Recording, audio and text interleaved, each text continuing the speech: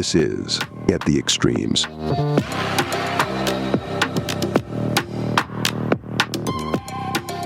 Beloveds, welcome back to At the Extremes, the podcast where we discuss the extremes in our society and how we got here. As always, we're your host, I'm Greg. And I'm so... And today, we're chatting about the week that was, but before we get into all of it, silver lining. Silver lining for me is I get to spend a weekend with my kid by myself. And so we're going to do some fun things. We got some boba tea today. We came up here to hang out with you, and soccer game is going to be on Sunday, and maybe we'll do some Halloween decorating. Ooh. Not decorating, because actually I put my foot down. I said we're not fucking doing that until October. I have a rule that we're not doing. I'm not going to be one of those families that starts a month and a half before the event. I refuse. I am right there with you. Can't. We don't decorate until the month that the thing is happening. Absolutely. I just don't understand. And yeah, and I know Halloween is now so commercialized, It's and everybody ridiculous, man. and people are all into just doing Halloween stuff. I'm fine with that, but I'm not going to go super crazy, but I will go shop for some stuff, and then next week we will decorate. Now, are you guys so on my block, we've got the people who you have like the 12-foot skeletons that you see all over like the home center stores now. Do you guys have that on your block? Are you guys those kind of people? Our next across the street neighbors go pretty hard, but they do a lot of their kind of own decorations. Okay. And things like that. In the neighborhood, there's some, but there's not a ton. But we also live in the city, so people are stealing shit if it's not anchored down. If it's not anchored down. So, those 13-foot skeletons, somebody's gonna just haul off it and do something crazy with it. I don't know. I maybe so I didn't we didn't do Halloween as kids that much, like in that way. So I just never really got into like the decorating for it. The Devil's Day. Why would you do that? Yeah, no, I just it's never really resonated with me. So yeah, I like the devil. My uncle did it once where he made his like basement into kind of a haunted house, which was really cool. But besides that, like, I don't know. Grapes for eyes and things. It just not really like for me. I liked Halloween. I think I remember one year I was really gung ho and got like a half a pillowcase of candy. Oh. But I'm also a big fat pig. Like I would eat my candy. I have no impulse control, as you can tell. And so like my sister growing up would have her candy for 6 months. My shit would be done in a week. Oh yeah, no. I would go crazy. Who the fuck is holding on to candy that long? My sister. Losers. People with good teeth. Whatever. People with good teeth and know how to control themselves. Yeah, no, I mean, it's Halloween as a kid. You're supposed to eat all of it in one night and get sick, right? Like, that's the point. Well, I guess this could be for another conversation, but the whole, like, I loved it how, like, my parents would look at the candy like, okay, it's fine to eat. Right. Like, okay, cool. Yeah, inspecting the candy and all. That was the other thing, like, it was like, oh, yeah, they're putting razor blades and shit. And it's like, okay, well, then if we're that worried, just buy the candy for me. Yeah. Turn the light off and just buy me the candy that I want and stop making me work for food. Yeah. What is this? What decade are we in here now? Exactly. So fucking useless. Yeah. So excited about getting the Halloween decorations and all that. So it'll be good. It's gonna be a fun. Wish the weather was a little bit better. Too bad Judy's not here, so we could kind of go back and forth. But I mean, it's Maryland. Yeah, that dew point. It's out of control. That dew point's really out of hand right now. It's gotten out of control. Once in the 70 percentile, man. It's hot and sticky out there. So my boy Tom Tasselmeyer. Shout out to Tom Tasselmeyer. A local weatherman. Nothing gets Sergio going quite like the weather. Oh, you talk sports, but weather. Kidding me? That's my love language. Dew point, barometers. What are we talking about here? Atmospheric pressure. Come on now. Sure. You're talking highs and lows. What are you doing here? Well, that's great, man. I know that we were both at our own respective little festivals earlier. I was at a Paw Paw festival For those who don't know, pawpaw is a subtropical fruit that's native to North America, and you can I actually didn't know what that was. I thought it yeah, was some kind of weird like name that you guys had in no, the county you live in. no, it's a native fruit. It is a subtropical native fruit native to the Appalachia region in our country, and I have tried to wild forage for it for a couple of years. Couldn't get my hands on it. Saw like a randomly saw a an ad on a like a what is that next door like Okay. that place is wild, by the way. Next door, the app, Yeah, I've gotten off of it. I got it's tired of people insane. complaining about black people on it, and It's crazy, man. It's like Facebook like had like a weird younger MySpace brother.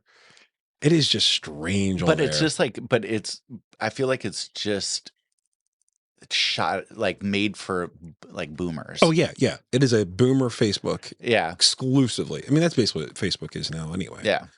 But no, yeah, so I did the Paul Ball thing, which was awesome.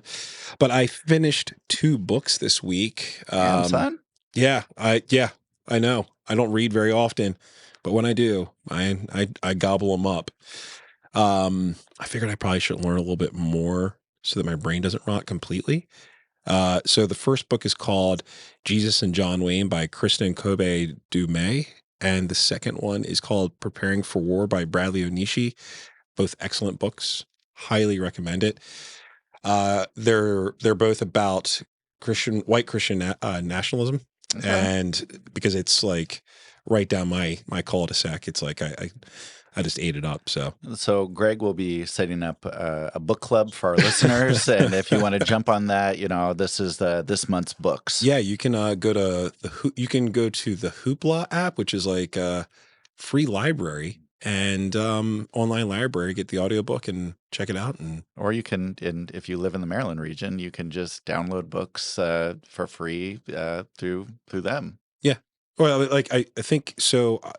How I accessed it was through the Enoch Pratt Yes. library, and then so like you use that login to get into the Hoopla app, and you can download just about any book. So it's again, public libraries doing the thing, being really good resources. But I digress.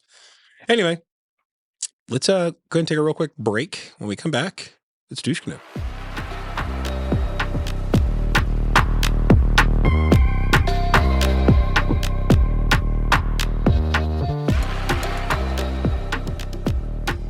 We're back. Sergio, hit me with it one more time. Greg, son, it's time for another DC of the week. And today we're going to go on a trip to the Midwest to one of our favorite states to shit on. Ooh. You know what state that is? I mean, Tennessee, Louisiana. Oklahoma, when the winds come sweeping down the plain. So, I don't know really that many people from Oklahoma, but I'm just gonna dog it because I have a family that grew up from Nebraska, and they were rabid Cornhusker fans. Okay. And we hate the Boomer Sooners, so fuck them. And so they're that's basically what started off my hate for Oklahoma. Actually, I'm not going to say hate, but my strong dislike. Yeah, the red. What was it like? It's the Red River rivalry or whatever. Yeah. But I think that Between was Oklahoma, Texas, right? Texas and Oklahoma, and it was usually like during Thanksgiving, the day after Thanksgiving, it would be an Oklahoma Nebraska game or whatever. But now with the realignment of all the conferences and stuff, like all that is money, baby. Well, I mean, it's just all like big super conferences now, and it's just even we were talking about University of Washington. They're in like the Big Ten, and which historically is an East Coast conference. Oh, it's way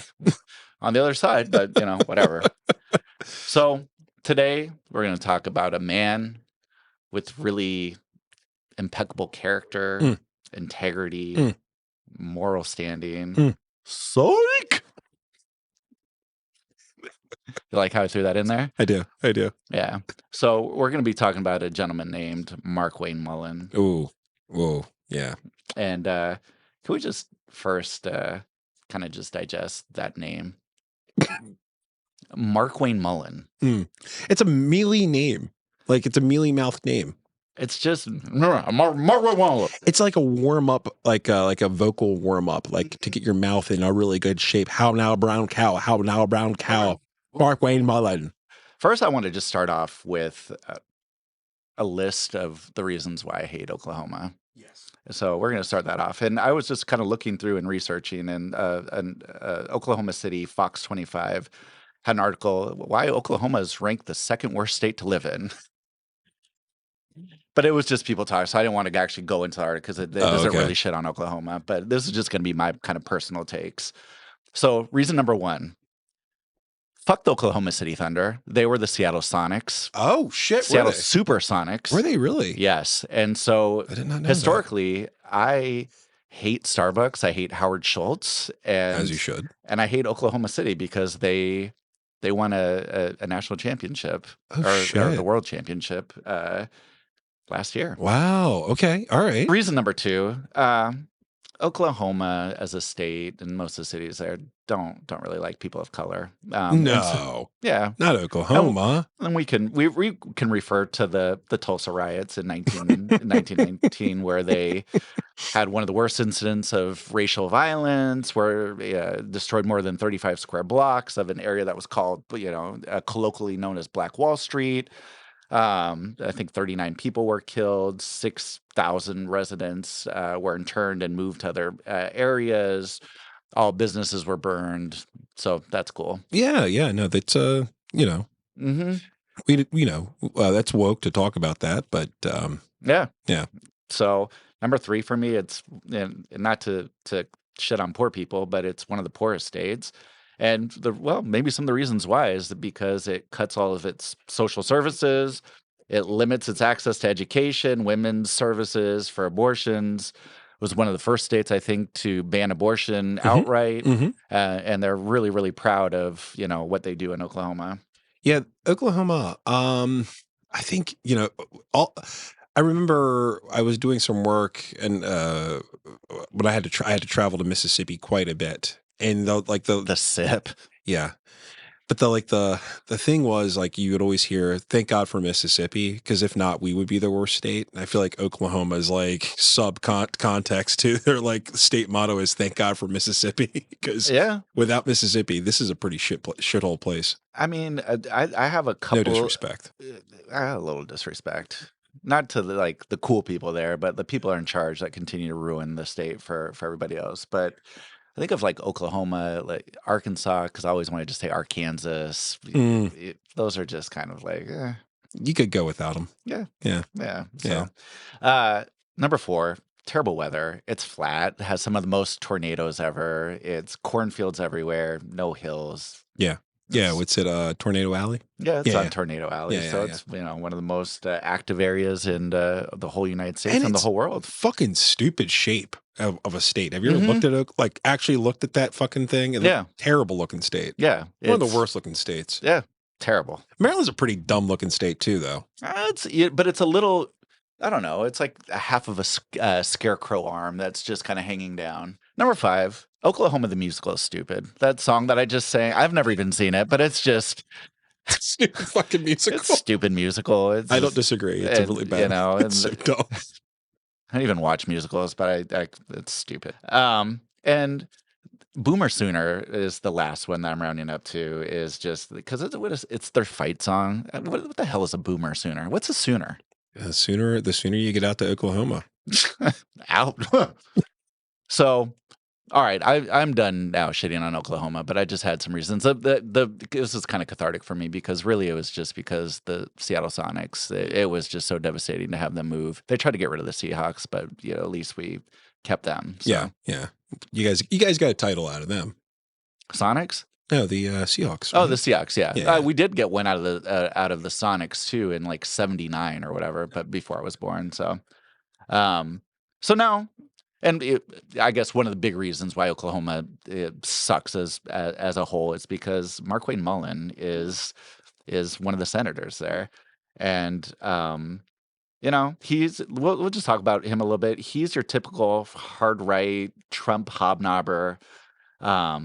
and this is an example from the New Republic. Senator Mark Wayne Mullen just admitted that to congressional Republicans are voting against an effort to release Epstein files in full because they're trying to give Trump cover. Oh boy. Mm-hmm. Oh boy. So, and oh boy. Yeah, so that's kind of the guy he is, and we're gonna play some more clips of Mark Wayne. This is one that really stood out, that came out the most on YouTube, and this is him with interaction with the head of the Teamsters during a hearing. On what Mr. O'Brien just said about right-to-work states versus forced work states, I sure remember working pretty hard and long hours. Pretends like he's self-made. What a clown. Fraud. Always has been, always will be. Quit the tough guy act in these Senate hearings. You know where to find me. Any place, any time, cowboy. Oh, yeah. Sir, this is a time, this is a place. If you want to run your mouth, we can be two consenting adults. We can finish it here. Okay, that's fine. Perfect. You want to do it now? I'd love to do it right now. Well, stand your butt up Fuck then. yeah. You stand your butt. Fuck yeah. Oh, hold on. Big guy. No, stop it. Is that your All right. solution, every Hold it. No, sit down. Sit down. Okay, you. You know, Hell you're yeah. a United States Hell senator. yeah. Sit down. Active. Oh, okay. Sit down, please. All right. Can I respond, Mr. Hold Chairman? it. Hold it. I fucking love Bernie You Sanders. can't- No, I have the mic. Sit down. I'm sorry. Yo, This back. is Yo, Mullen. senator. You'll have your time. Okay. Can I respond? Oh, no, you All right, can't. you could cut it. I could listen to Bernie. Yeah, I mean, he just That was great. what What a fucking lunatic. Like, what a loser. act with a little bit of decorum. And God, we could do you mind if I piggyback on that video for a second? Please, no. This is not about hearing my voice. It's about having the banter and All right. having us just talk. So I think that video clip right there is the crystallization of the right. Mm-hmm. Like, we are not going to talk about this. It's about violence, and that's it. Like, who's got the bigger dick, who can exert more force, and that is the idea that wins, versus like the Republicans have been gutting union rights for over 30, 40, 50 years at this point, and doing everything they can to take away worker protections. And the way that he wants to resolve it is, let's fight about it. Yeah. Or I mean, granted, he was being egged on Twitter, but again, you're a U.S. senator, act like it. and I think he was also talking to. I couldn't find the clip. I was trying to find him discussing it, but like him talking about like doing MMA and how he was gonna just like punch, grab, like hit in the nuts and bite, like all sorts of weird stuff. Yeah, So, it's amazing to me just how obsessed with violence the right has become in the last decade and a half, very specifically. mhm. But like, just how progressively angrier and more violent they have become over the since the 70s. And I would also piggyback on that and say, on top of just this super aggressive macho, and I think it can be brought into the conversation as well with the manosphere. Yeah, for sure. And the Rogans who are all MMA, and talk about that stuff, but also how they like to gaslight and say that the left is the super violent, out of control radicals that are holding America hostage and trying to ruin American values. Yeah, no, I couldn't agree with you more. So yeah, and so it's just, to me, again, it is so ridiculous. And granted, there is a lot of ridiculous things that happens in politics all over the world, but again, I always grew up kind of thinking that the United States was kind of the leaders of everything, and the way like politics is supposed to be done, Special and in some way. yeah, that we're a gold standard. And then now it's the complete opposite, and we'll talk get into about that, this yeah. stuff, but just even just like the open corruption that's going on right now with Trump and Bitcoin and all that stuff that he's doing. So, or his Bitmeme coin, whatever the fuck it is. Yeah, who gives a shit? He's a fucking huckster. Oh, he's just so corrupt. And I don't, we went really long last week, so I'm not going to make it as long this week when it comes to the douche canoe, even though I went on for a minute just talking about the reasons why I hate Oklahoma. But recently, Mark Wayne Mullen was on a committee. I don't remember what the name of the committee was, but they were questioning the former CDC director, Susan Oh, Monaris, yeah. and talking to her about the reasons why she was fired. And basically, it was because Robert F. Kennedy said that she had admitted that she was untrustworthy to him. And Mark Wayne Mullen also said that he had a recording of this conversation. So can you cue up the clip? Let me ask you something. Your conversation with the secretary, you said that he said he didn't trust you. Correct. You testified to that. Is that really how that conversation went? Because there's other people in the room, and I think the conversation was, can he trust you? And your answer was? He said he could not trust me. No. The answer, ma'am, it was a recorded meeting. So you can testify one way, or you can prove that you're lying or give them and be honest with this committee. And I'm giving you the opportunity to be honest here because you've been really walking around the edges and not being truthful. So did he ask you the question, can he trust you? And your answer was? He told me he could not trust me.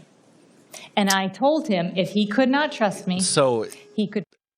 the thing that just really kind of grinds my gears with that is just how patronizing he is speaking towards her, like you insignificant woman. Like, don't worry, Daddy is going to find out the truth. Right. It was a recorded conversation. And then he came out later and said it wasn't a recorded conversation. There was no recording of the conversation. That's what I remember hearing.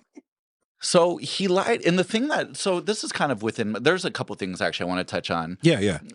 The other thing that really pissed me off about this committee hearing was hearing Rand Paul talk about it too, because he's talking about vaccines and he's an ophthalmologist. Sure, yeah. He's a fucking eye doctor. Right. He's not, I don't want to hear his views about vaccines. At all. If I need bifocals, I'll talk to him, but I don't want to hear him. But this is my closing remarks right here it's just another example of the hard right Republican branch of government that is willing to just gaslight America in front of everybody and look at you like you're an idiot. Yeah, you're the one who's wrong here. Yeah.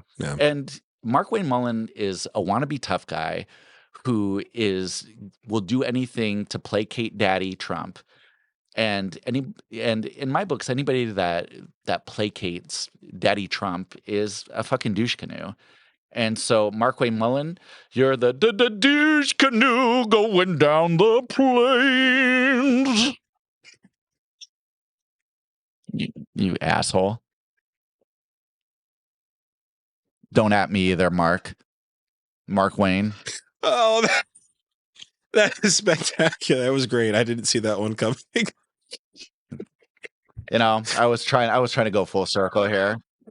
Maybe the reason why I hate Oklahoma is just because I'm a shitty singer and I can't really sing. No, that was great. That was fantastic. Wow, that was brilliant. So Mark Wayne Mullen, you've won our prestigious award of the douche canoe of the week. I can't wait to do the douchies at the end of the year when we can do a select committee and have our top 5 nominations and see who gets it. We can put it to a poll. All right, we're gonna have to put that down in our idea book. Let's get our producer. Yeah, where's the producer? Oh, man. Well, hey, how about we take a real quick break? When we come back, we'll talk about the week that was.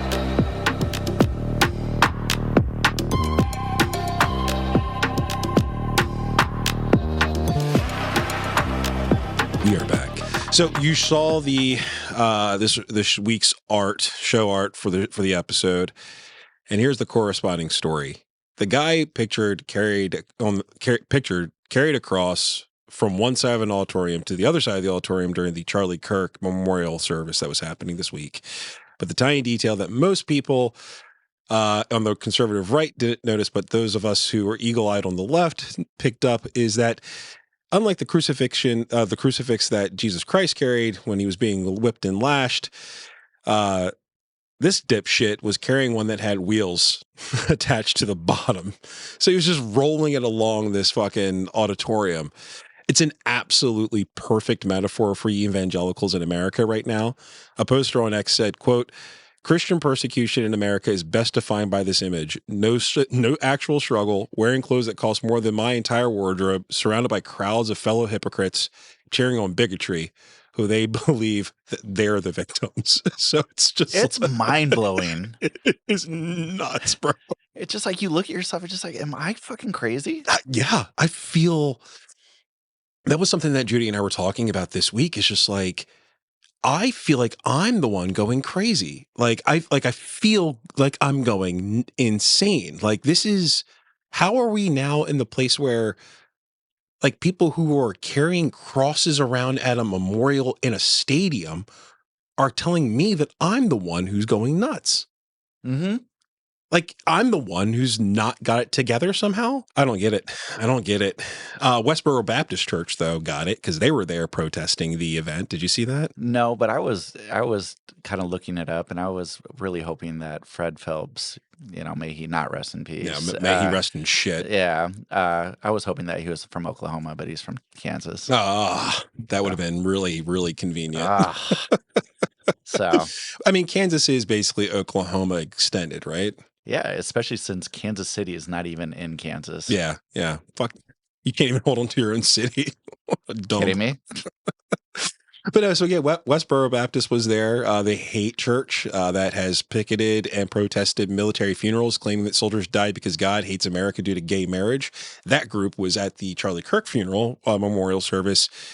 They were holding signs that said, quote, God sent the shooter.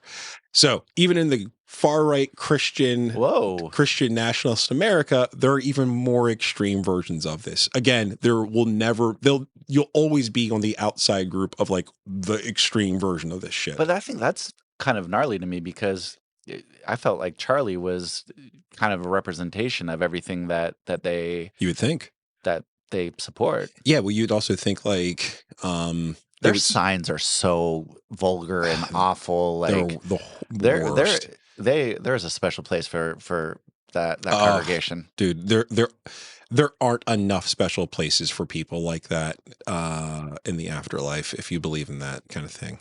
But moving on. This segment isn't explicitly about Trump, but fuck me if shit didn't go off this week. Did you hear the speech on autism? No. The FDA will be notifying physicians that the use of let's see how we say that. Acetaminophen. Like an absolute fucking child. Is that okay? Oh, well, let's see how we say that. You know what, though? I'm going to give him a little bit of props. He was sounding it out. He was using his context clues and... Public school didn't fail him. Aceta. How do we say that word? Well, but during that press conference, I think you hear the people in the back try to... Like acetaminophen. Yeah. Sir, it's called acetaminophen. And then they ended up going through a window later on that day. Mm-hmm. Yeah. You do not embarrass the dear leader. No. Let's talk about that Tylenol thing for a little bit, though, if we can. I read an article, shout out to he who shall not be named, from the Times in London, and they reported that the guy who wrote the study that the administration is leaning on about Tylenol causing autism in women who take it while they're pregnant was paid $150,000 to act as a witness against the drug company who produces Tylenol back in 2023. Can you start saying it right, though? Like Tylenol.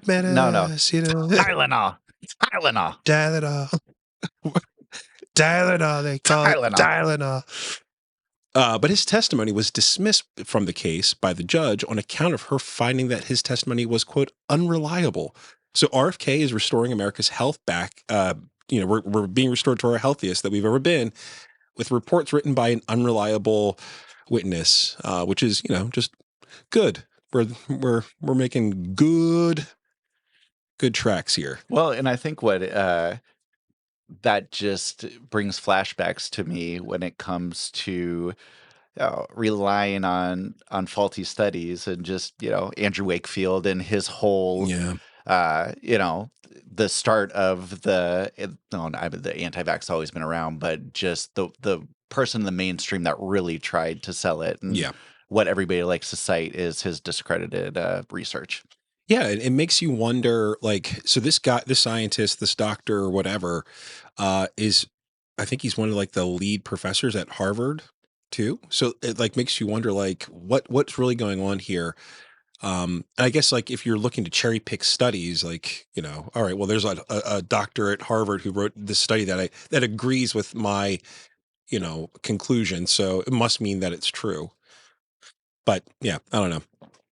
Acetaminophen is considered to be safe to take and is considered one of the only drugs that pregnant people can take. But it is safe. You know, it is safe like any other drug, but you probably should consult with your doctor before taking it as a pregnant person. But Well, and then Trump just saying, these women, they need to just suck it up. You got to suck it Just up. suck it folks. up. You got to suck it up, ladies.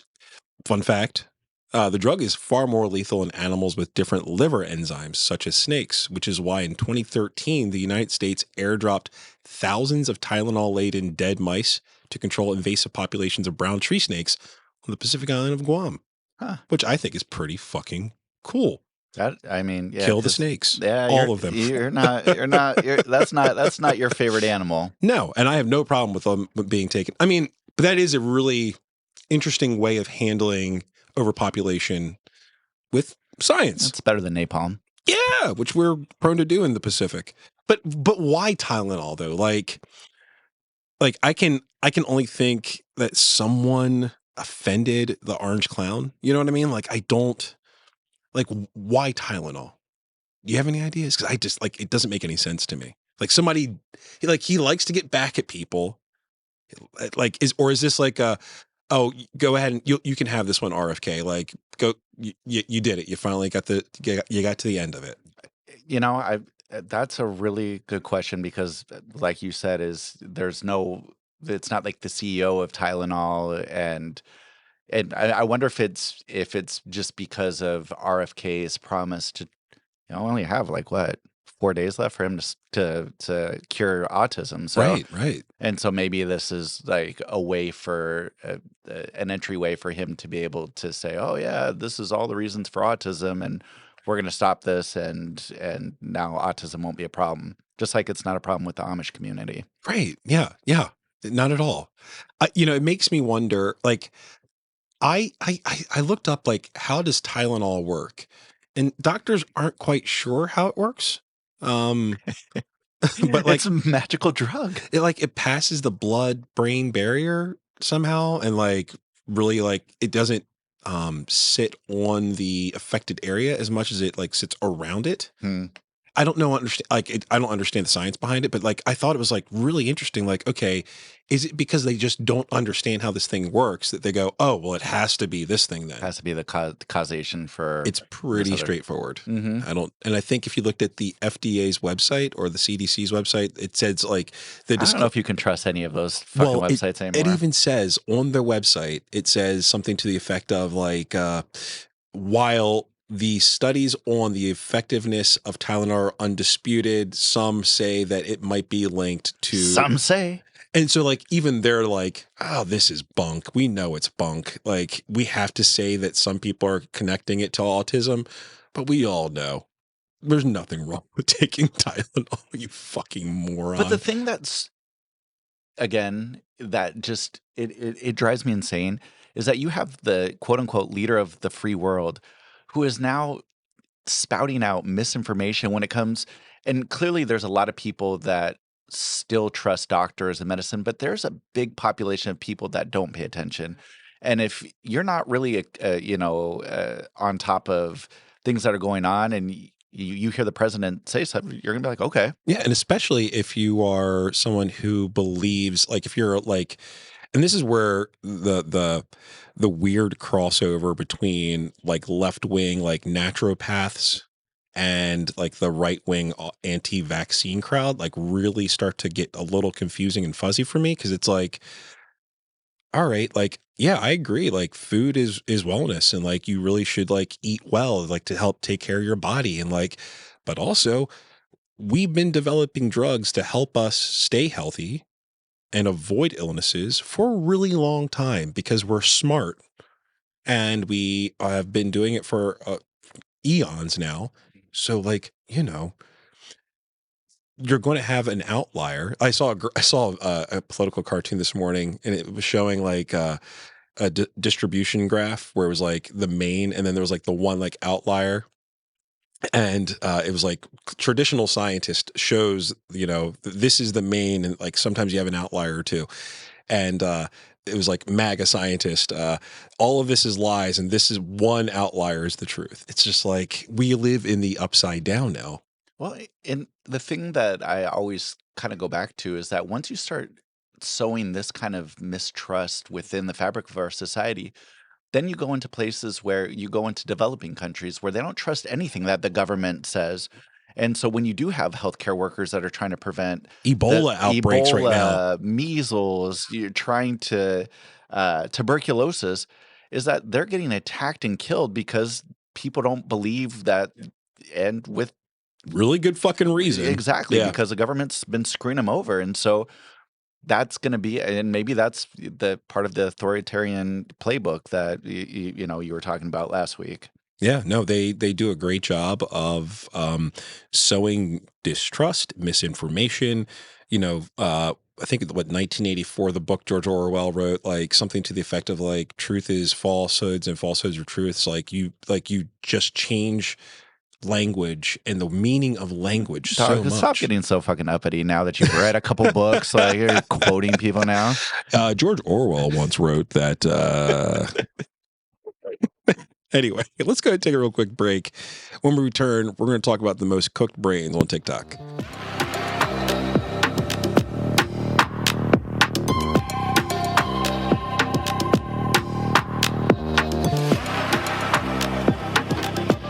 We are back. During the break, Sergio and I were discussing something that, I think Sergio's head almost exploded when he brought it up. Sergio, what do you think about the hall of presidents and the photos of each one of them except for Joe Biden? Like, he's so fucking petty. It's ridiculous. It's so annoying. It is so annoying that this is again. What happened? Well, what happened? So they have a list of all the presidents in their portraits, in order, and then for Joe Biden they have an auto pen there instead of a picture of him. And so he wanted to tweet. It's ridiculous. Like that, and I think it's again just the way he thinks, but then also you're having this indictment against James Comey that's going on, and so you have all this really scary stuff that's distracting from everything. We haven't talked about Epstein in a couple weeks. What's now. Epstein? Exactly. Yeah, no, he's fucking wild, dude. Yeah. So this week, in this segment, I want to talk about something that happened this week, or more like what didn't happen this week. On TikTok, there was something that happened called Rapture Talk. And it was front and center in for many evangelicals across the country. Not all of them, of course, but enough of them to make it a trending topic on TikTok. He says to me, on the 23rd and the 24th of September, 2025, I will come to take my church. So that is he's gonna come. That's a pastor, Joshua. I can't pronounce his last name to save my life, but I'm going to call it Malaka. I don't know. They were discussing the date for the rapture, and it was being revealed on this guy's YouTube channel, which I had never heard of before. Hearing about this Rapture Talk thing, admittedly, due to my previously mentioned silver lining, I've been thinking a lot about current events through this lens of Christian nationalism. And this whole thing has been a really wild watch. For the uninitiated, the rapture is a non-biblical based part of theology that describes all of God's children being called into the sky to join him as the Antichrist carries out his plans to dominate the earth. And depending on what kind of Christian you are and what kind of beliefs you subscribe to, that could be pre-tribulation, post-tribulation, inter-tribulation. It doesn't, like, none of it actually matters because it didn't happen. But like, it's such a Well, hold on. Before you're starting to get all like Yeah. technical, what's tribulations? Because I grew up Catholic. I don't know this shit. yeah. So the tribulation is I think they called it like 100-year period. They say. They say it's a 100-year period. It depends on what kind of religion you actually believe in. It's So like if you, depending on what denomination you are, the tribulation can last, 100 years or, 10 or whatever it is, right? But the tribulation period is the period of time between the Christians being called to God during the rapture, or if you're a post-trib guy, which means you only get called to heaven after the tribulation, which is like when all like the wars and the famines and the sodomites are coming out. Like a lot of people right now believe we're post-trib, meaning people are going to get called to heaven because right now we're in the tribulation period. Why are they so anti-anal sex? Like, what poor sodomites, man. Like, we're not here to kink shame. No, like it to me. It speaks to a mental illness that these people have, that they think that this is true. And again, it's non-biblically based. So like this was made up in the early 1800s by a young woman by the name of Margaret MacDonald in the United Kingdom. She claimed to have a vision about believers being removed before a time of suffering. So for the first 1800 years of the faith, this was not a thing. It was not taught as a part of any mainline religious sect. But today, people are losing their actual fucking minds over a fever dream. So it's a woman who was an evangelical and just had a vision and said, this is what's going to happen. People were like, yeah. Yeah. So a guy, a preacher, picked it up and formalized the thought into something called the Schofield Reference Bible. And that Bible sold, and it spread the idea that now these idiots on TikTok are claiming is happening today in 2025. Yeah. Except that was real. So yeah, it's like all this was based off of a bad dream. And now in 2025, people are like recording themselves, packing up their houses and cleaning their houses for those people who are left after the tribulation, after the rapture happens, so that like they wrote out like lists of like, here's where this is at, here's where this is at, and like gave away things. It's like being in a cult. What was that one cult where they drank all of Heaven's Gate? Yes, it's like Heaven's Gate. What's the difference between Heaven's Gate and Christians now? Knocking on heaven's door. I mean, like, all they're missing is like cutting off their penises and like shaving their head and wearing the same outfit. Actually, they cut off their testicles. No, okay, well, I don't know. Either way, rapture didn't happen, and I thought it was fucking hilarious that this is something that people like the Mayan calendar thing. Remember when everyone freaked the fuck out about that, and like Y2K? And all that shit? We went to 2000. Yeah, like everyone was like, "Oh, the end of the world," and like. I think there are just some people out there who want to, like, I don't know. I think they want to be scared of something. Well, they always say, right, that it's when it comes to news, selling scary stories that scare people. And that's why everybody's so afraid to go into cities, because they're cesspools of crime. That's the stuff that gets people going. That's rather true. than like the good stuff. Yeah. Like, I was just looking today at like trying to find a community garden that I could get based into in the city, and there are a couple like a really big ones Yeah, too. there's one close to where I live. Yep. Yeah. That was the one I was looking at. It was just like, like why is this not on the news? Yeah. Trying to feed people that, and getting the community involved to, to learn about nature and growing their own food. Yeah. It's something that you don't see. And I don't think, speaking of things that you're not going to see, with the United States taking over TikTok here pretty soon, I think Trump said something to the effect of it. He's going to make the algorithm all MAGA. And he said it was a joke, but I don't know. It's going to become another platform to silence liberal voices here pretty soon. Like, I don't. Without a doubt. Like, they're already talking about the two people that are going to be the CEOs of it. And Oracle's going to run it, I think, right? Yeah. And Oracle gave a ton of money. Well, and what's going to be their incentive to, put left-leaning stuff? There is none. No. Because I think, and I'm serious. When Donald Trump, I think this was like 2 or 3 weeks ago, he hosted a lunch for all of like the largest tech entrepreneurs and companies and CEOs in the world. And Oracle was right there. So, like, and Oracle is now up to split this with IBM. Mm-hmm. So it's like, oh, okay. So this was it Intel too? I think it's Intel and Oracle. So it's like, all right. We all see what's happening here, right? Like this is right out in the open now. But I don't know, man. Let's go ahead and play another installment of What Fresh Hell Is This, though? Sergio, quick reminder for those who are keeping track at home, you're 1 for 2 so far.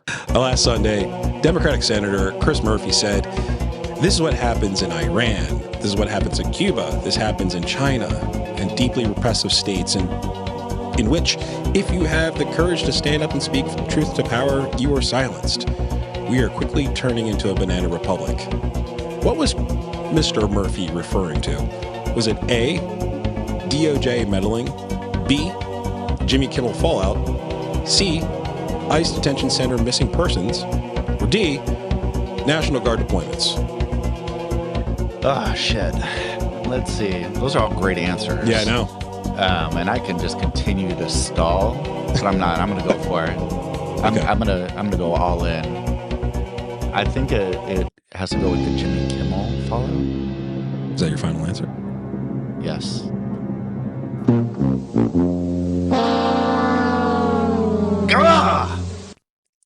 I know. This past week, Trump directly instructed Pam Bondi to, quote, "Can't delay any longer." Trump posted on Truth Social in a message directed to Pammy Joe that justice must be served now. 3 exclamation points, all caps, by the way. He specifically lamented the lack of criminal charges against Senator Adam Schiff, Democrat from California. Shift, he says. The most corrupt. Former FBI Director James Comey and New York Attorney General Letitia James. I'm surprised he didn't call her like Lettuce Jane. Latita. What do they say that? Meta. Tylenol. 3 of his most prominent political antagonists. And here's a clip from last Thursday of Trump discussing Comey. And as of late Thursday night, CNN broke the story that Comey is now indeed indicted. Mr. President, it seems like an indictment of James Comey is imminent. Would this be the first step in accountability for pushing the hoax of Russia? It was a hoax. Well, I can't tell you what's going to happen because I don't know. You have very professional people headed up by the Attorney General and Todd Blanche and Lindsay Halligan, who's very smart, good lawyer, very good lawyer. They're going to make a determination. I'm not making that determination. I think I'd be allowed to get involved if I want, but I don't really choose to do so. I can only say that Comey's a bad person. He's a sick person. I think he's a sick guy, actually. He did terrible things at the FBI. And but I don't know. I have no idea what's going to happen. He said he's one of the worst human beings ever. Yeah. And I'm not a James Comey guy. Like I'm not a supporter of Comey. Like, no, he sucks. He's a terrible, terrible, terrible agent of destruction, and he wanted the entire election of 2016 to be about him, and like all of the things that have been dissected about James Comey in the past, and yet still, I'm having to come to James Comey's defense in saying this is a political persecution of just Trump going after his enemies. Mm-hmm. It's an incredible escalation of persecution. He said to do it, the previous AG wouldn't bring the case, so he got rid of them, brings in a real estate attorney who's never charged a prosecution in her fucking entire career, and now it's happening. Something she's literally never done before. But the rule of law has never meant anything for this president and this administration. So this is something wholly and totally different, I think. I think this is we've talked about a lot of watershed moments on this show. And I think this is like, for me, this is an escalation of all of those watersheds. Like, it is a full-blown like Night of the Long Knives kind of situation that's gearing up. Absolutely. And piggybacking off of you is that now you have this unhinged leader with the full power and resources of the federal government to be able to go after anybody. And a majority of the charges of the things that he's been going after people for are terrible charges that won't stick. But it doesn't matter. They're going to bankrupt people, foundations. He's going to go after Soros. And the thing that's also really funny about Soros is that I don't know if I've ever even heard him talk. It's like I feel like Soros is like the boogeyman for the right. He looks like the boogeyman. He is. He's like 97 or something. He looks like something. Yeah, he's living a long life. Yeah. But just this whole like try to take down of everybody, on the left is just scary as. Well, let's put this into some more context then for folks. All right, like this is very similar to what Viktor Orban did in Hungary, a country that the European Parliament labeled an electoral autocracy. Orban dismantled the independent civil service and prosecuted political enemies, effectively chilling dissenters and silencing voices. In 2010, one of Orban's first acts was to dismantle civil servants' labor protections, allowing political appointees to fire independent career employees without cause, which is what we're seeing happening today. Though the country's constitutional court eventually overturned the law, its ruling came too late. The government passed a modified version of the law in 2011, by which point civil servants belonging to any opposition party were purged from the government. Since then, more than 25% of Hungary's civil servants have been replaced by inexperienced Orban loyalists. Civil service purges have spanned the entire government, weakening the country's education system, the pension services, and their environmental protections. By replacing expert civil servants with inexperienced cronies, corruption has flourished, and even basic public services such as water, sanitation, and electricity are no longer reliable. In Hungary, Orban's takeover of the country's civil service facilitated his consolidation of power by eliminating any potential pushback from experts and enriching his political allies. Folks, we're going to get gold pipes into your house. You're going to drink the goldest water you could have. So gold. It's like a golden shower. Every time you take one, folks, it's going to be so gold. It's a hoax. I mean, dude, like, let's talk about that for a second, though. Like, it's not that we haven't talked about that before, but like, this is the playbook. Like, it's absolutely the playbook. You don't have to go back to Hitler. You go back to 2010. Yeah.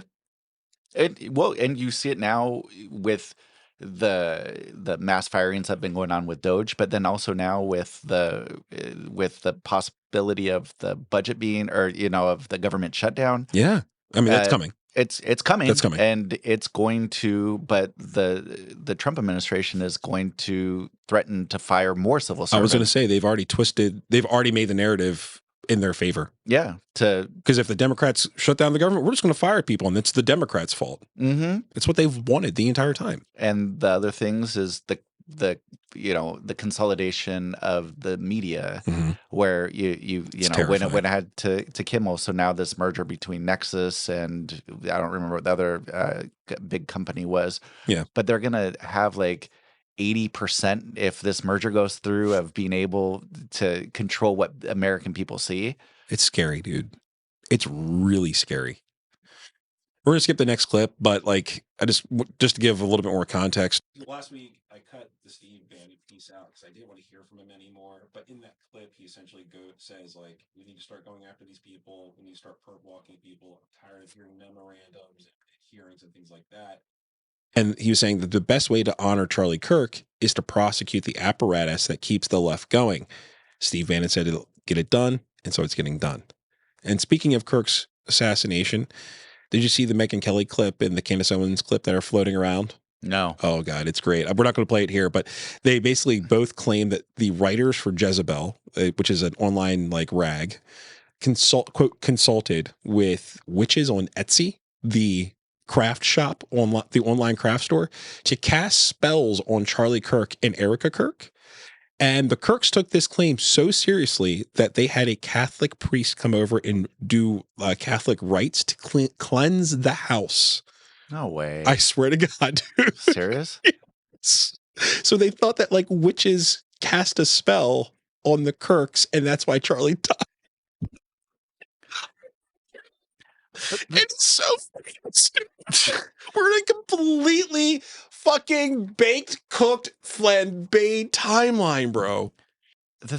That's wild to me because at one point Megyn Kelly was a pretty prominent, even though I strongly disagree with 99.9% of what she ever talked about. She has really gone off the rails. I think what she is seen and is doing is she has seen that this kind of chatter pays. It gets clicks, it gets a lot of attention, and it just brings people back to her really bad program that she runs online. But what's her? She was huge. She Yeah, was she was going to big be on Fox. But then she had her own. Yeah, that failed like a fucking like lead balloon. But I wonder if it happened after when she was one of the moderators for one of Trump's for one of the the debates. I mean, no, she was still at Fox when that happened, right? Yeah, I think she was. But then from there, right? Did she get her own show? I think it was at CNN or MSNBC or the ABC The View or something like that. I think it was on before or after The View. But she had her own show, and that just the Megyn Kelly show, and that shit fucking failed quickly. Yeah, and she got kicked out of there real fast because like moms who are folding laundry or dads who are working on on plumbing during the workday don't want to hear a witch cast a spell on Charlie Kirk and that's how he died. Like what? Get you, my pretty. I mean, like Jesus Christ. But hey, and this is serious journalism that we have, and that's when we have about the press corps that's going in to interview the president during. You have those people that are doing the interviews and lobbing up questions. Yeah, well, I guess my only question is like, who's more powerful, Charlie Kirk's Catholic priest who came in, or the witch? And I'd have to say that Catholic priest didn't help him out too much. Because he didn't see sunset that day. Nope. Anyway, let's take one last break. And when we come back, we're going to start our descent.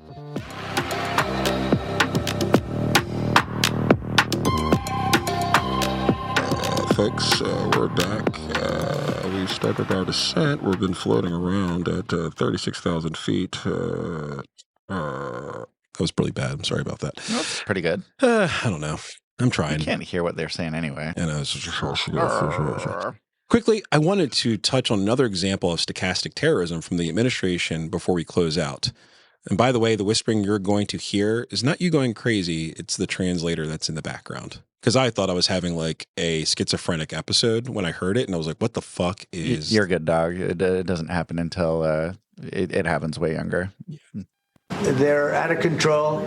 They're saying things, and they're really dumb people. I mean, I look at Crockett. I look at some of these people. They're very low IQ people, actually.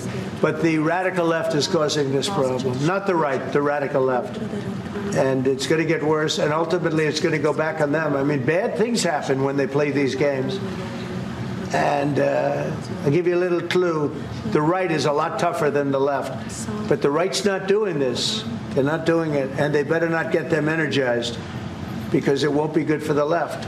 And I don't want to see that happen either. I'm the president of all the people. But the radical left is causing this. The radical left Democrats are causing this problem. And they're out of control. Thoughts on that? Jasmine Crockett must be doing some good things if she's getting name dropped by the president. So that means that she's doing her damn thing. Doc, this is just basically like a call to arms for the Proud Boys, the like 3%ers. Stand back. It's stand back. Michigan militia, all those, all to say, hey, boys, let's get together. Let's go kill some libs. It's, the stochastic terrorism thing, conversations like this from the most powerful human being on the planet, like from a governmental standpoint, saying things like that ends up with the governor of Michigan almost being kidnapped, right? Like, or two senators from, or two lawmakers from Minnesota being shot and killed. And two others getting shot and not killed, but critically shot and hurt. Yeah. I mean, and those are the two most recent examples, other than, of course, Charlie Kirk's assassination. No, there's more. There's Josh Shapiro's house getting firebombed. Yeah, that's there's right. Nancy Pelosi's husband getting attacked. There's a ton of political violence that's been happening. And, you think about it through that lens, and it's just like, what is this doing to lower the temperature?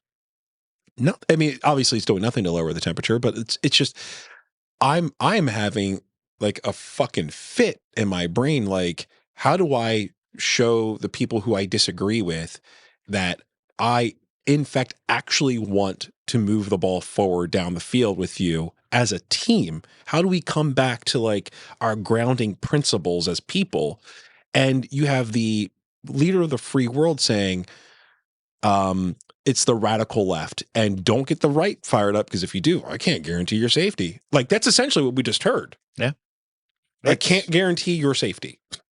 Well, and he doesn't want to guarantee your safety. No, he never would. He wants to stoke fear, intimidation, not only with physical violence, but with the threats of lawsuits. I mean, that's been his thing this whole time of, trying to get, enact his revenge and get, a list of people that screwed him over. Yeah. I mean, shit. What was it Except for Jeffrey Epstein. Somehow.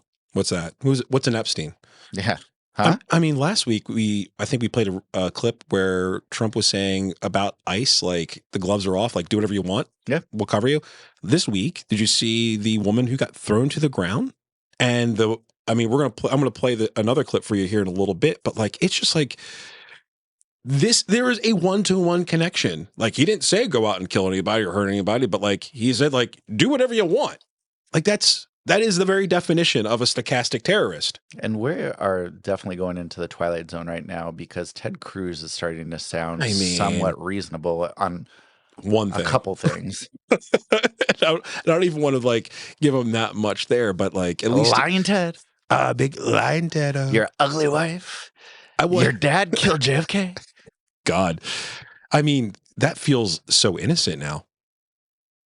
I mean, that was like 2016, 2015. And he was saying that his dad killed JFK. He called his wife ugly.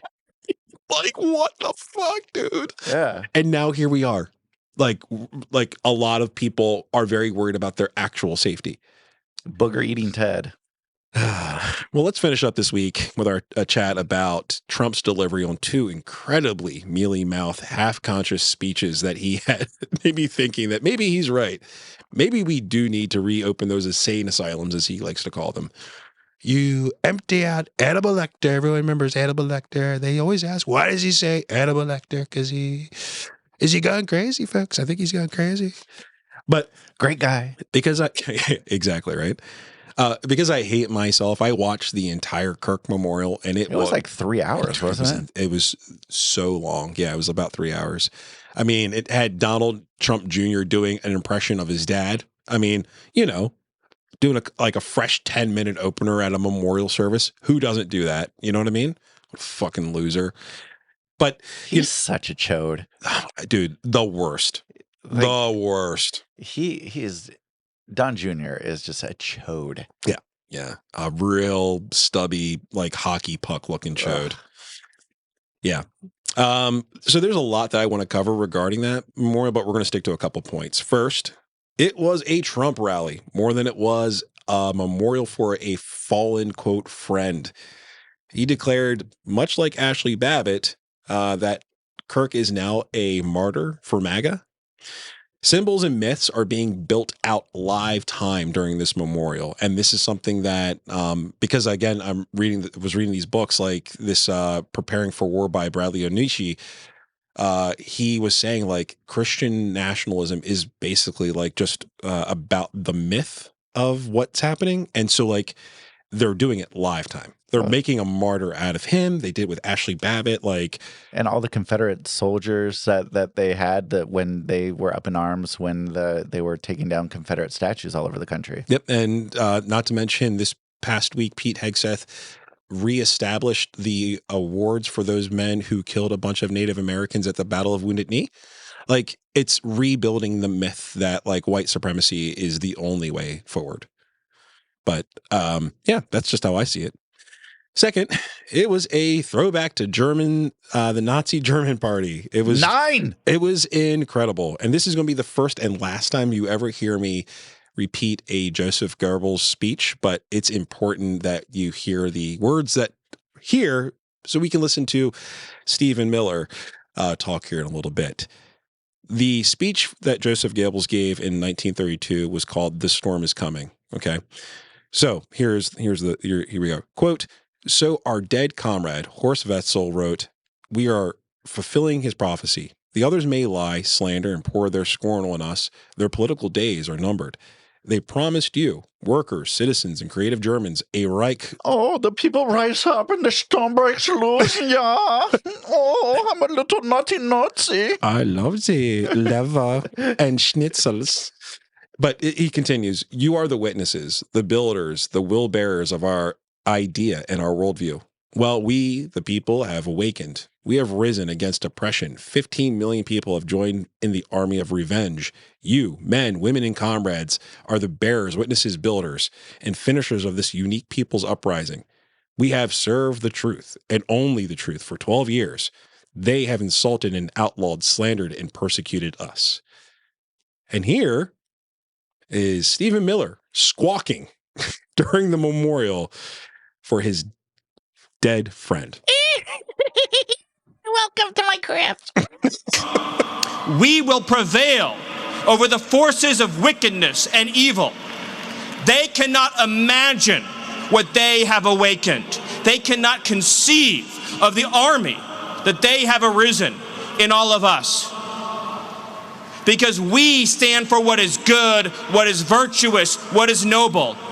And to those trying to incite violence against us, those trying to foment hatred against us, what do you have? You have nothing. You are nothing. You are wickedness, you are jealousy, you are envy, you are hatred. You are nothing. You can build nothing. You can produce nothing. You can create nothing. We are the ones who build. We are the ones who create. We are the ones who lift up humanity. God, you thought you could kill Charlie Kirk? You have made him immortal. Sure. You have immortalized Charlie Kirk. Oh, it was close. And now millions will carry on his legacy. I'll stop there because it's 45 more seconds of him just blah, blah, blah, blah, blah. I mean, the similarities are just, you know. I mean, that's what the right has been doing, though, when it comes to all of this. Everything, like, I guess I'm a lot more aware now of speech and stuff, but I've never in my life have thought of presidents whining so much in my life. And this presidency, all they do is complain and deflect anything that's wrong on previous, presidents and never take accountability. And they're the standing up for the aggrieved white folks and Christians of this country and saying, hey, all these people of color and all these others have come in and taken your shit. Like, let's arm up and let's time to start splitting some heads. Yeah. Trump noted that he was going to go into Chicago on behalf of Charlie Kirk, as it was his last request to Trump, apparently. So, it's America's third largest city. Trump has said many times over and over and over again that he likes to get even.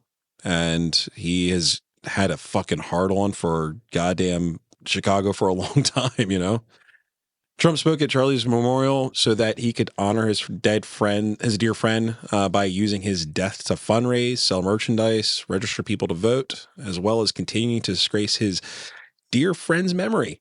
His opponents are Americans, with liberals being chief among them. And I hinted earlier at the TikTok algorithm. If you don't think he'll be silencing dissenting voices on the platform, you are sorely mistaken. In that private moment on his dying day, we find everything we need to know about who Charlie Kirk truly was. He was a missionary with a noble spirit and a great, great purpose. He did not hate his opponents. He wanted the best for them. That's where I disagreed with Charlie. I hate my opponent, and I don't want the best for them. I'm sorry. I am sorry, Erica. But now Erica can talk to me and the whole group, and maybe they can convince me that that's not right, but I can't stand my opponent. And I want to stop there just real quick. Fuck says that at a memorial service. I mean, like, read the room. Like, know where you're at. And two, like, I don't think he doesn't give a shit. That's the part that scares me, is that he is just saying what they're all here for me. He's saying what he knows that they want to hear. Yeah. Like, so to her credit, and Erica say it. Erica was visibly mourning Charlie. Absolutely. Albeit she made a fucking ton of money off the back of this. She just got promoted to being the leader of Turning Point USA, raking in billions of dollars on the day that he died at the memorial service. They raked in billions of dollars. Mm-hmm. So, like, the right doesn't miss a beat when it comes to fundraising and shit, but like, his speech was a meandering diatribe where he weaved insignificant details and bullshit during his speech. He took time to break down the cause of autism, called the left lunatics, identified people like you and me as enemies of the state. He identified, quote, the gun was pointed at him, but the bullet was aimed at all of us. This is not the rhetoric of somebody who wants peace. This is the rhetoric of somebody who's actively looking for fight. Without a doubt. Like, it's scary. It's actually scary. And another, I don't know if we played it last week, but the clip of the day after Kirk was assassinated, a press asked, "How are you doing after Charlie did?" Yeah. Okay, but look at my ballroom. It's beautiful, and just went into a whole conversation about the construction he was doing. So yeah. Give a shit about Charlie Kirk. Yeah, I mean, they're picking over the bones like vultures over his career, Charlie's career, and how much it can benefit them. Yeah, like the one thing you did not hear him say at all is a call for peace, at all. The entire time, it was nothing about like, let's bring it together. Like, even though I think it was performative, and maybe it's not, but like, I personally think it was performative because I don't think that the people on the right are truly authentic in any kind of way. But at least Erica said, I forgive the person who killed my husband. People that had watched it was that the first half of it was more of like an evangelical mega church service. Yeah. And then the second half was just all the political bullshit that the right was saying. So, it was definitely the most explicit expression of Christian nationalism mixing with the state that I've seen in current politics. Yeah, it's the most explicit I've ever seen. Mm-hmm. The last story for this week: the UN met this week in New York, and it was fucking nuts. The United Nations is funding an assault on Western countries. It's time to end the failed experiment of open borders. You have to end it now. Let's see, I can tell you. I'm really good at this stuff. Your countries are going to hell. It's climate change. This stuff. Because if it goes higher or lower, whatever the hell happens, there's climate change. It's the greatest con job ever perpetrated on the world, in my opinion. All I got from the United Nations was an escalator that on the way up stopped right in the middle, and then a teleprompter that didn't work. And by the way, it's working now. It just went on. Thank you. I think I should just do it the other way. It's easier. Many years ago, a very successful real estate developer in New York, known as Donald J. Trump, I bid on the renovation and rebuilding of this very United Nations complex. I said at the time that I would do it for $500 million, rebuilding everything. But they decided to go in another direction, which was much more expensive at the time. Frankly, looking at the building and getting stuck on the escalator, they still haven't finished the job. Hell yeah. That last little jab at the end, like directly at the UN, is so peak Trump. Like, he's such a petty fucking bitch, man. Like, you are there as a representative to the UN, as the representative for us. Yes. to express like this is like the State of the Union to the world on what's happening here, and your grievances about not getting the contract on the fucking building in like 1992. Get the fuck out of here, you fucking petty little man. It's incredible. And also too, when you're at this big conference, it's talking about world peace and ways to like go about dealing with world conflicts that are going on. Your countries are going to hell. You're going to hell. I know a lot about this. Yeah, you're taking our country. You're making it a living hellhole for everyone here. Oh, unless you're a 1%er. Yeah. At that speech, at the UN speech, he called into the question of the institution of the United Nations itself, which is as one of the founding permanent members of the UN, astounding. We're one of the only countries that has a permanent veto vote. And you're saying that the United Nations is no good? He claimed that he ended 7 wars, made incredible trade deals, and that the United States is no longer a laughingstock. I like to point to Ukraine and Russia, Israel's ethnic cleansing in Gaza, but I guess when you side with the bad guys, you wouldn't stop them either. Anyway, can we finish up with this real quick? ICE is still out there terrorizing people. And in Prince George's County in Maryland, this past Friday, ICE officers dropped a gun on the pavement while exerting an incredible amount of force on a man who was screaming the entire time, "I'm American. I'm American."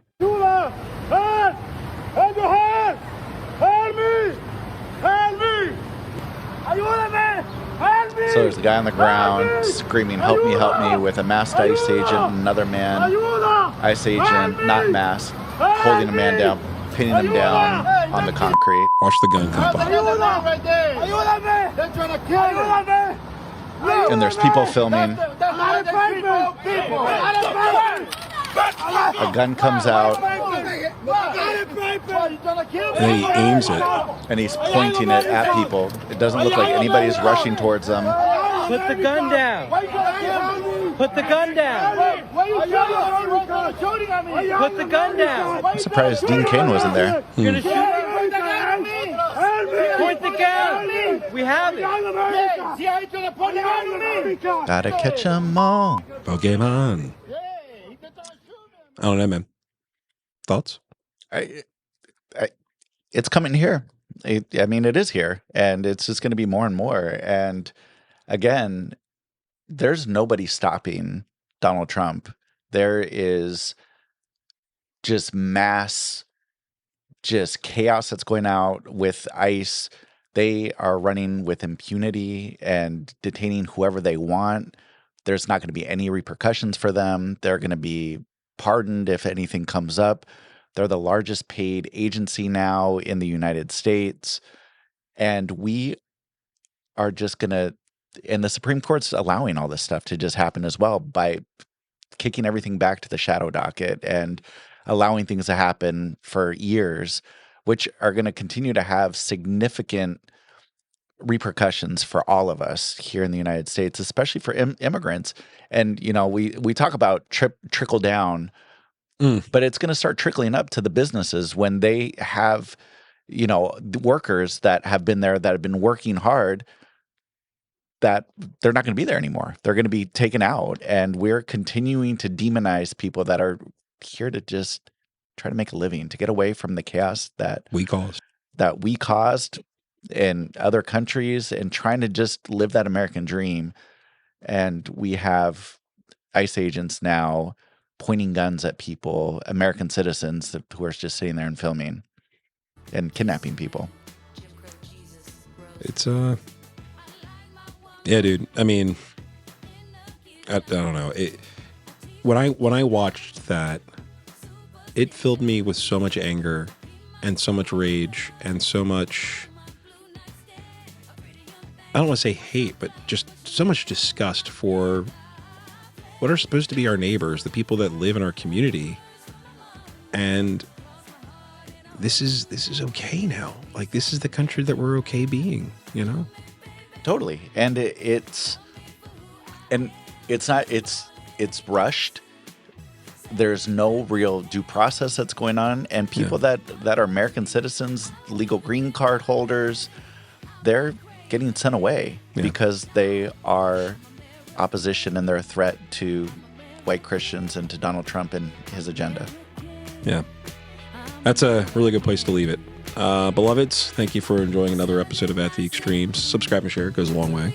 Connect with us on Blue Sky, At the Extremes Pod. Check the show notes for all the links, including our Discord and Patreon. And until next week. Educate yourself, brah.